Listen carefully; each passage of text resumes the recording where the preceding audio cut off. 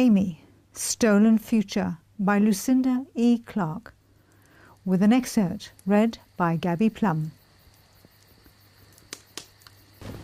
Simon! Lions! His head jerked up and he saw them too.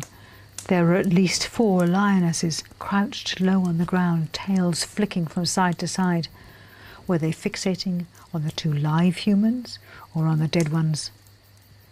One lioness inched forward a couple of feet, never taking her eyes off them.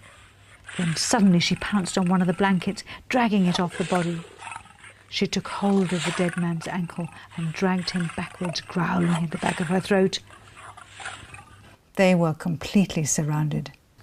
And as if reading her thoughts, one of the lionesses put her head back and roared. The sound was chilling and Amie's blood ran cold. Any bright ideas? The tents are the closest. It's better than nothing. Amie squinted at the animals again. She knew they would pounce if she and Simon made a sudden move.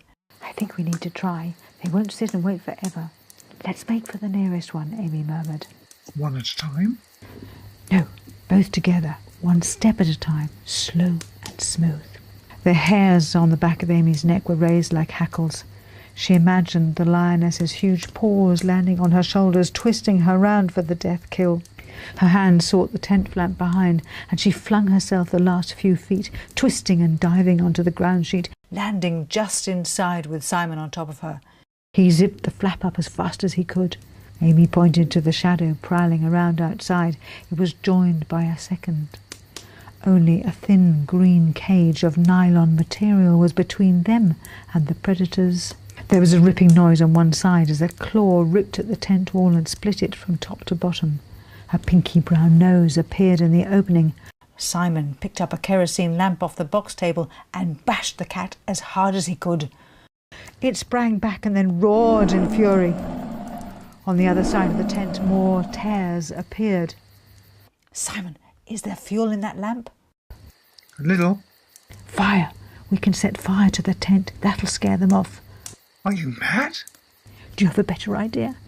Simon shook his head.